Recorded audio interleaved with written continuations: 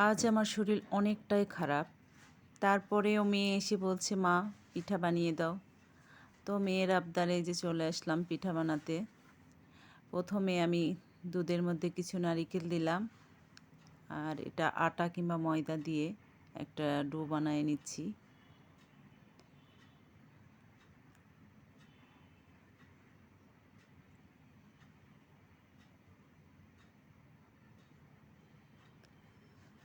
এটা ভালো করে মথে নেওয়ার পরে সবগুলো যেন এক সাইজ হয়, এই জন্য আমি আগেই সবগুলো একটু গোল গোল করে নিয়েছিলাম। এটা অনেক সহজ একটা পিঠা বানানো আমি মনে করি।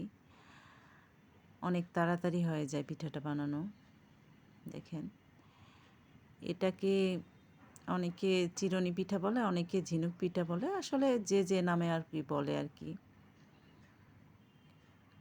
শুধু এটা চিরুনি এই পাশে দিয়ে চাপায় নিচের দিকে নিয়ে যেতে হয়, তাহলে একটা শেপ চলে আসে পিঠার।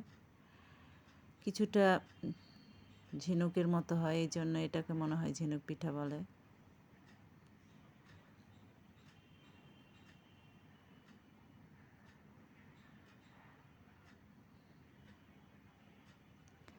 এই যে আমার মোটামুটি সব বানানো হয়ে গিয়েছে।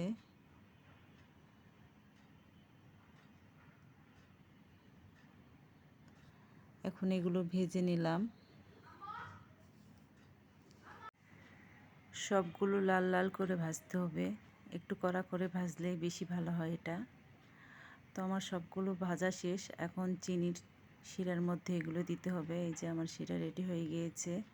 তো আমি সবগুলো পিঠা দিয়ে ভালো করে নেড়ে কিছুক্ষণ একটু রাখবো যেন ভিতরে রসটা চলে যায়। তো এই তো আমার মোটামুটি পিঠাটা রেডি হয়ে যাচ্ছে। আপনারা বাসায় ট্রাই করবেন এভাবে। ধন্যবাদ, সবাই ভালো থাকবেন। আর অবশ্যই পিঠাটা বানিয়ে খেয়ে আমাকে বলবেন।